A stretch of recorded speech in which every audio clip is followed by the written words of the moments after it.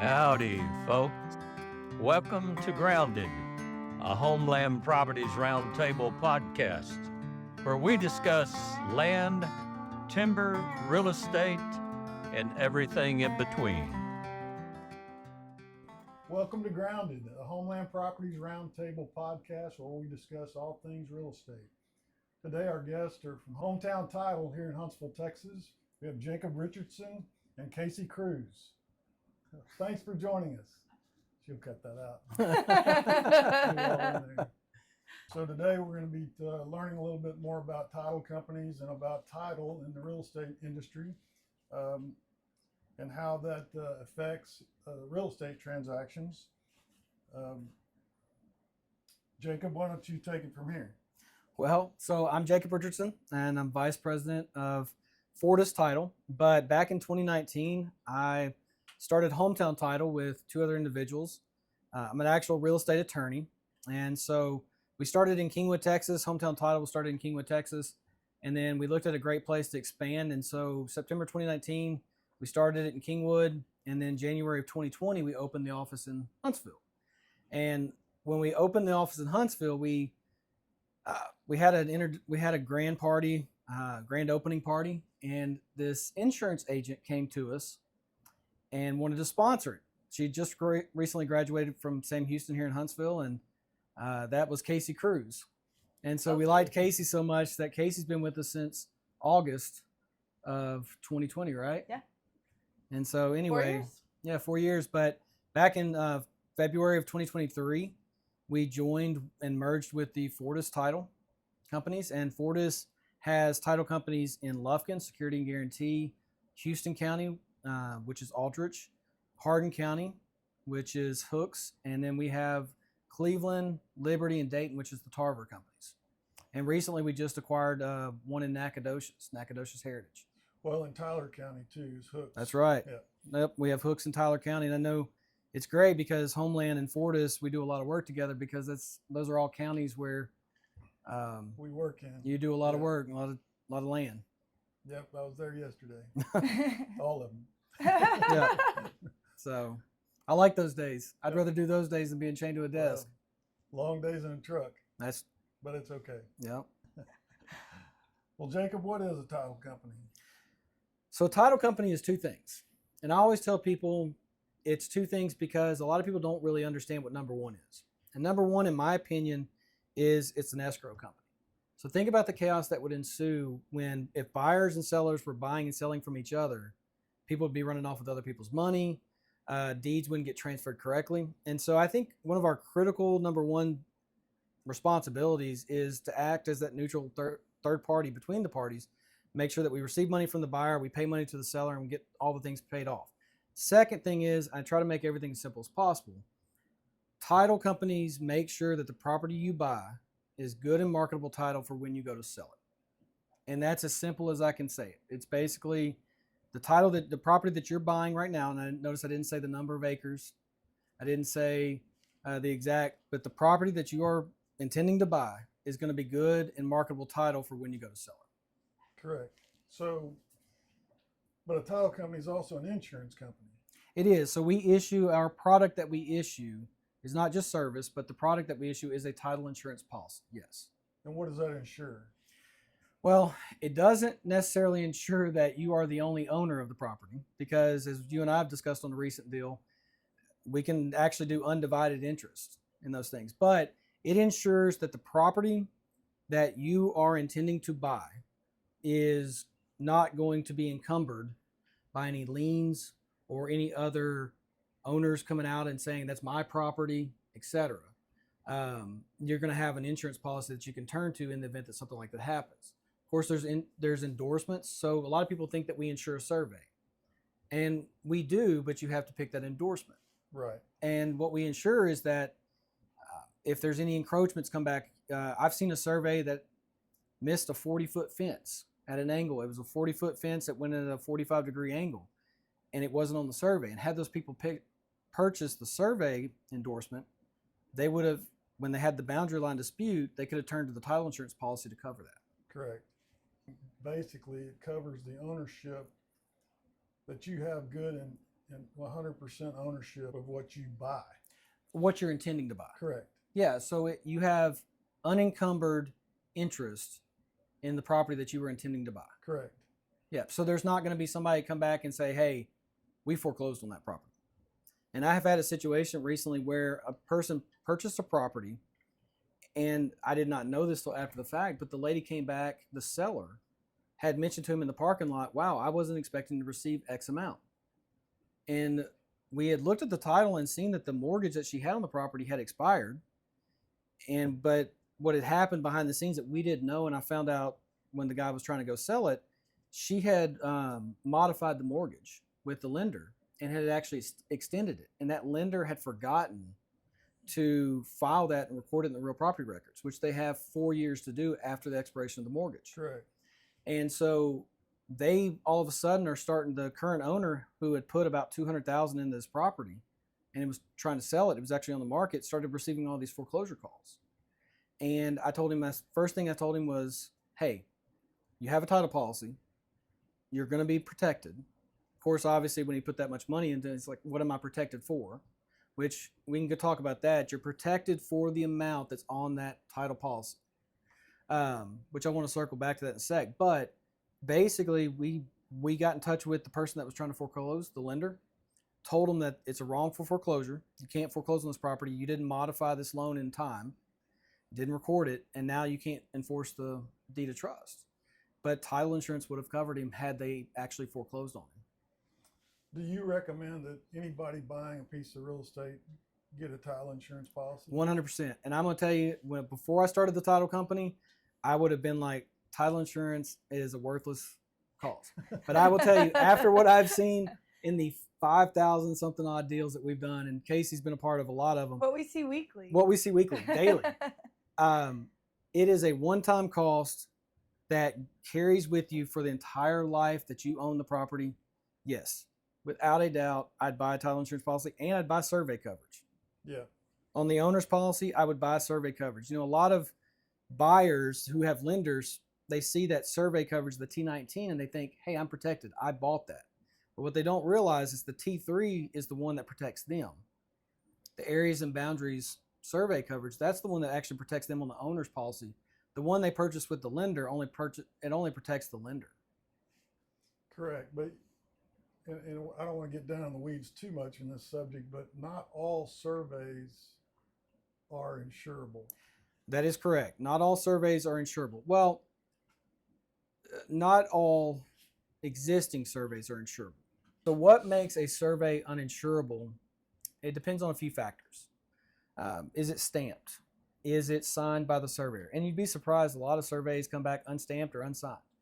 Is it a plat? What are they trying to get it by?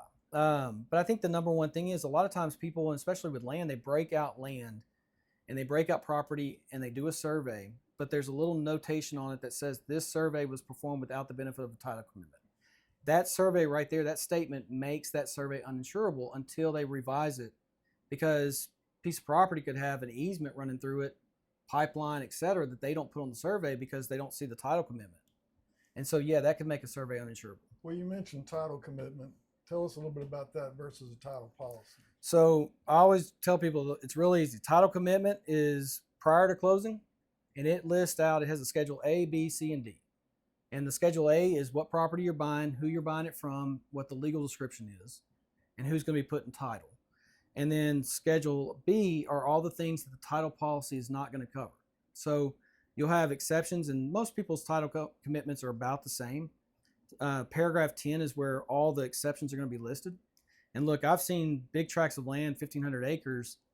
It may have double Z as far as, you know, the things that are listed on the in alphabetical order. Alphabetical order, yeah. So from A to double Z.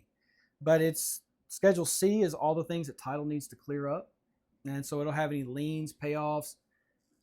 Hey, there's 15 heirs that need to be part of this that we need to get cleared out. And then Schedule D is just information only about who the insurer is and what the title policy is going to cost. Well, a lot of those exceptions in Schedule B, when you first get the title commitment, are not necessarily applicable until you get the new survey in, and then the survey is reconciled to that title commitment. Yeah. And then some of those exceptions go away, because sometimes exceptions pop up on a larger block of land that the 1,500 acres coming out of, for instance. Yep. And so you can reconcile those exceptions down to hopefully just Z instead of double Z. Well, and that's why right. And so, and it always depends on, I always tell people, like, agents need to always read the title commitment. And they go, why? Well, because you're being an advocate for a purchaser who's buying that property, and they may not know. They may not be a sophisticated purchaser. Now, if they have attorneys and such, you'll see objection letters that come up, and attorneys, and I've done the same thing, I'm guilty of it, object to everything in Schedule B and make sure that they're clearing everything on Schedule C. And it's just a blanket. You just object to all that. But if you don't object to it and you don't act as an advocate, as an agent for your client, then something may get passed through. The title company's not just going to, we're a neutral third party. We're not going to take it off unless somebody says, hey, you need to take that off. Right. And so if you know that it's not applicable, then you need to raise your hand and let us know. Well, it's a must, I think, for real estate agents and brokers to review a title for their sellers and their buyers. Right. I mean, we require it of all our agents at HomeLand Properties, and I think that's our job. That's part of our job, is to do that. So it's very I appreciate beneficial. that you guys do that, because so many agents don't even know how to read it, much less look at one for every single file. And the problem for you guys, if somebody's not reviewing it for the buyers and sellers, they'll come back on you later. You bet. Absolutely. You didn't tell me this. Right. That's right. Well, and I think one of the worst situations I've ever seen is I saw a piece of property get sold, and the people that were selling it were Hispanic that didn't speak much English. And when they bought it from a title company. I'm not going to say where, but it was the title company did not have somebody who spoke Spanish, and their agent didn't speak Spanish. And had they done that and had they understood it, I had the unfortunate situation of telling them that they did not own but 33% interest in the property. And their agent did not explain to them that they were only buying 33% interest in the property, because the title commitment they got clearly stated they were accepting to 60-something% of somebody else. Right. And so when they were going to sell it, I had to tell them that, and I had a girl who spoke Spanish, and we broke it down, and it's a hard conversation to have. But there's a lot of things in there that people just gloss over and they don't realize. They just think, we got a commitment, we're good to close. We're good to close. Yeah. Well, unfortunately, a lot of agents are working for the dollar instead of their client. Absolutely. And I was going to say that, one of the things that we attract at Hometown and Fortis, and I tell people all the time, hey, I really, truly only want to work with serious agents, because you're a licensed professional. Perfect your craft. Be serious about it. And you have that responsibility. And truth be told, if you're just in it for the dollars, then I don't truthfully want to work with you, because it's like, I don't take my job that way. She doesn't take her job that way. Do the best by your client. Casey, take us through the title process. So if, as a real estate broker, I've got a contract, I bring it to Hometown Title, and then what do you do? Yeah, so we're going to get the contract. We're going to open it up. We have what's called a GF number, a general file number. So we'll assign your contract a number. We get your earnest money, turn it in. You got 3 days to turn it in, as everyone knows, hopefully. unless At this point. the contract says otherwise. Yes. Then we will start to process the file. So we'll order the title commitment from our title examiner. She will process all the title work, review all past deeds, prior deeds, if any liens are coming up. Basically, she's going to put together our title commitment. Through the deed records of that of the county. county. That's right. Absolutely. We're at And 15 minutes. Sorry. while she is putting together the title commitment, we will order anything that needs to be ordered. So payoffs, surveys, any kind of HOA, if it's in an HOA, any kind of legal documents that we're going to need for the file. We'll start getting all that ready so that once that title commitment comes out, we'll be ready to get you guys in, get anything cleared that we need to, get it over to your clients, and start working towards closing. And if there's a lender involved, we'll get with the lender, start balancing all the numbers, deal with the escrow side like Jacob talked about, and hopefully we usually get all of them to the closing table. So. There's only been about 3 deals out of the 5,000 that, and actually 2 of them were up here in Huntsville area, but that I hadn't been able to close. Well, and that title search covers things like federal tax liens, which are real important to know that Taxes. there's nothing in that regard affecting the property, and other types of strange liens that might be placed on mechanics liens, anything. Abstractive judgments. There you go. things like that. And that's why we tell people, like, a lot of times people don't want to give us their information during this process. And we say that, Social Security numbers, EIN numbers, actual company names, who owns the property, are important because, Schedule C may come back with, if your name is Chris Smith, you may come back with 60 abstracts. That's a very common name. Right. And we can't clear those off Schedule C because we don't know if you're that Chris Smith or you're not that Chris Smith. Right. And so that's one of those things where I always encourage realtors to get us as much information as possible. Well, and especially too when it's an LLC or a corporation, making sure that name's spelled correctly or it's styled correctly, because the difference in a letter or a number can pull up something totally erroneous to what you're working on. And that it's in good standing. That's right. And you all check that too with the state of Texas. Correct. Absolutely. We review all the company Secretary of documents. State. That's right. Yep. With real estate professionals, you hit on it a little bit, a minute ago, but give us some of your experiences with that. Well, they've been all over the chart. So Casey can talk about. So she recently helped close a file the other day, and the realtor had dogs with her, and Casey dog sat for a little while because the realtor needed to take her client out to lunch. So our office is open to that. Look, I look at it from the standpoint of, I've had both ends of the spectrum. I've had to have tough conversations, and then I have great relationships. I've been very blessed to have great relationships with agents. And Casey's the same way. And it's one of those deals where I wake up every day. I love what I do. I love dealing with people. For me, it's the relationships. And, I look at, like, I learn more from realtors than than I think I ever give knowledge to anybody else. And so it's one of those things where it's really kind of a cool thing. Every day's a new day. Every day is a new day. And I don't know what's coming up. We learn something new every day. There's a new situation all the time. And I think yesterday we taught a class on all the common issues we deal with as a title company and how we can prevent those and how you can get us information ahead of time. We can do more research.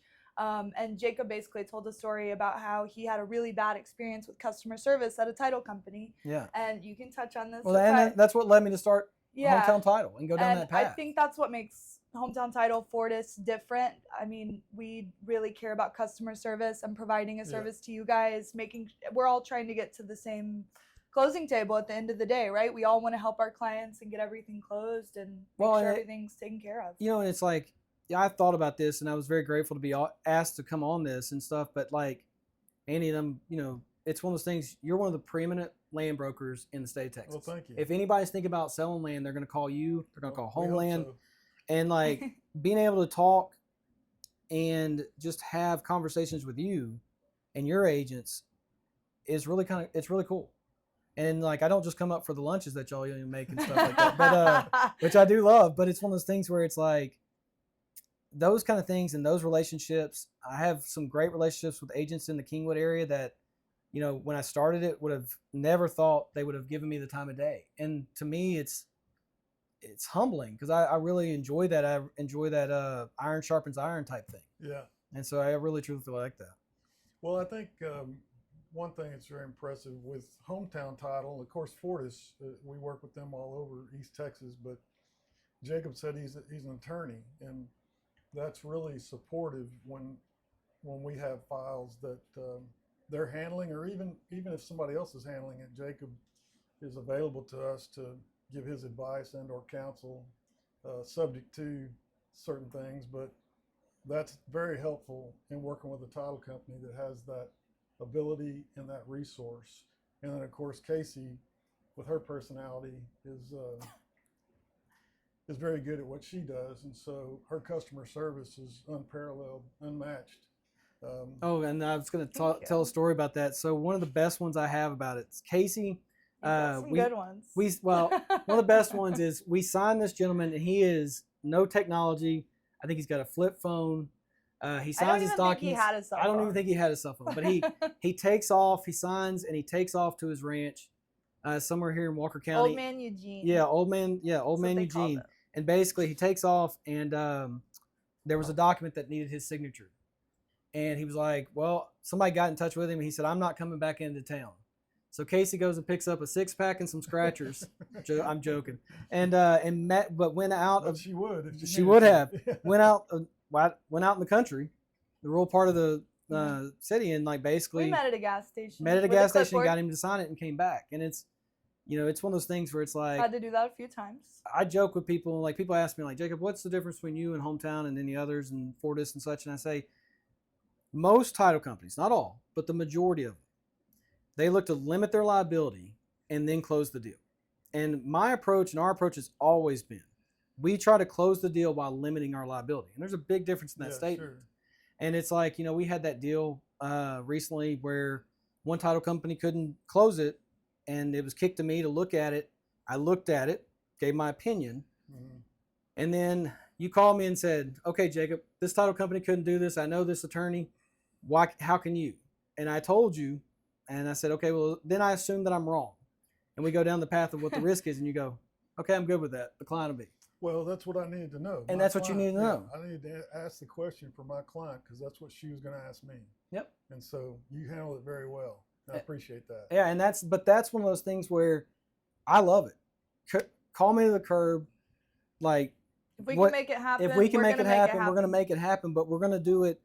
I'm not ever to cross any boundaries. And that's one of those things, but that doesn't mean I can't push them as far as I legally can. Right. And that's where, and it goes down to common sense and logic and risk.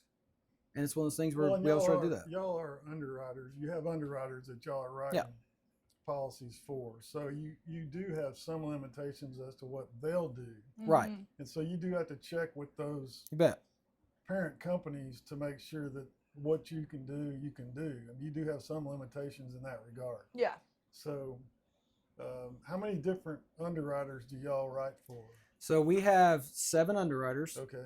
And we equally use different offices, use different ones because of different relationships. Correct. And Casey's seen it multiple times. Like, we might have an EO that goes to an underwriter, because I encourage our EOs to get to know the underwriting counsel and go forward with it. And if they need me to step in, I have a relationship with the majority of them that I can like step in and have that. And so there's been a couple times where they've told the EO no.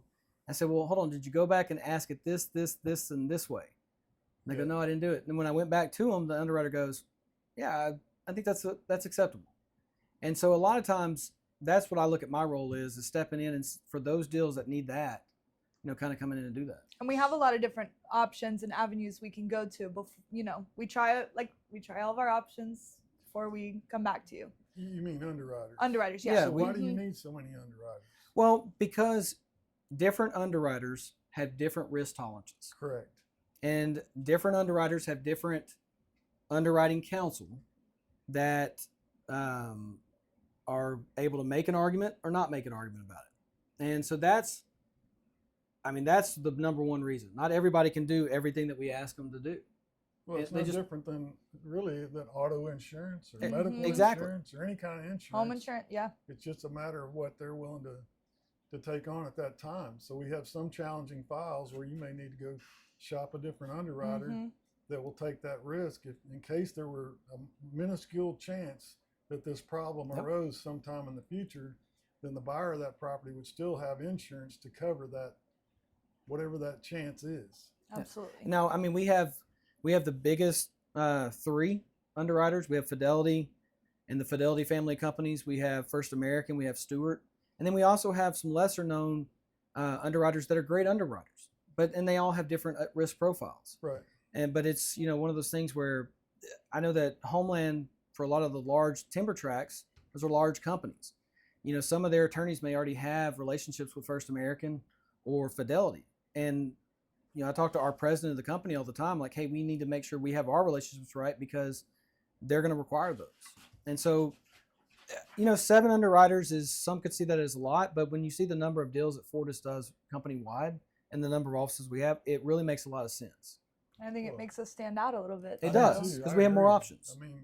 That's why sometimes we have to move title companies because one title company maybe only has 2 or 3 and it couldn't work out. So we move title companies to like Fortis, and then we get it to go.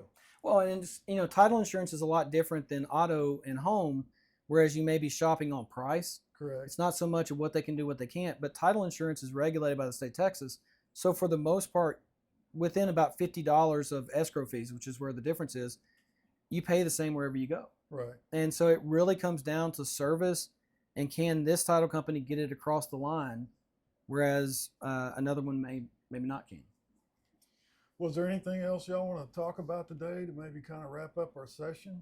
Any trends? We could talk about this all day. Insights? No, I truthfully love this. I love what we do, and it's as insights to the market. I mean, the market I think it's coming back. I think it's coming back around. I think you're going to see. I'm starting to see commercial break loose a little bit, and residential. I think we're going to be in a little bit of a renaissance boom for refis. I'm hearing 5.5. So anybody that closed in the last year and a half at 7.5 or 8, Yeah, that definitely makes a lot of sense. right. So a refinance includes a title policy again. Yeah, and if you refi, you need to know this. You get a discount. Yeah, So if you've closed in the last, actually in the last 8 years, it's up to that point. I don't know if you in the last 4 you're going to be refined because you're probably at like 2.5 or 3%. But yeah, I mean, if you've closed in the last 18 months, it's a pretty good discount. It's like half. right. So how many people do y'all have there at the title? I mean, it's not just you two. So you've got other support staff there at Hometown here in Huntsville. Yep. Absolutely. But So then you also have an office in Kingwood. Yep. That you mentioned, and so they couldn't all be here today, but they could. they're working on files while y'all are here. I We're think playing. my favorite thing about being with Hometown is we are a team. Very much. Absolutely. So that I can call anybody. They can call me at any Right. point of the day, cell phone, texting, office phone, whatever it is, and we're all going to help each other out all the time. Yeah. So we And have it's always been that way. we so. have about 14. Even all of Fortis. I think Yeah. we have 14 people that are Hometown employees. And that is one of the beauties of the team that we've built. And, you got to get the right people on the bus in the right seats and get the wrong people off the bus. And my approach has always been they'll naturally filter themselves out if you keep the expectations high enough. And the people that stay around long enough, and, we're fortunate. I used to joke with people, I didn't think that anybody could make it a year working with me. And now we've got multiple people that have made it 4 years, Yeah, almost 5. you're getting soft. I don't know if I'm getting soft or maybe they've gotten harder. I don't know. Yeah, But yeah, I think I have gotten a little softer. But it is one of those things where it's like, it's really cool to see because not only and she said it, the team gets along. We all like each other. And we have Christmas parties and we all come over to my house and such. And it's like, we all make that trip and we all make that trek. And like today I'm coming up to that file that we helped you out, and then during the hurricane, we would not have survived during the hurricane without our Huntsville office. yeah, And a big thing for me that you hear realtors say is like, I never can get anybody at X title company on the phone. So for me, the phone rings 3 times at the main line, either in Huntsville or Kingwood, and then it rings everybody's office and somebody knows you better answer their phone, right? Because it's one of those things that's really important. So during the hurricane, Kingwood's office was shut down. For 2 weeks, we had no internet. Or power for 8 Or days. power for 8 days. yeah. And Casey and Tiffany up here in Huntsville, they just came to the rescue, answered all our phone calls. We're opening orders. I sent Jacob a meme. It was like the telephone operator, like pulling out the wires Yeah. and plugging them in everywhere. That's And what I mean, felt it's one of those things where I've heard a couple of realtors in Kingwood say, it was a difference maker because I was calling X title company and couldn't get anybody. Didn't know Yeah. where my file was at, but Hometown was still going. Well, it sounds like y'all work real well together and you love your jobs and you love each other, working with each other. Yeah. Very much the climate we have at our company. And we just want to say thank you for being here today and kind of wrap up this session of Grounded. And hopefully y'all will join us again next time for this will be episode 7 coming up. So thanks for joining us today. See you later.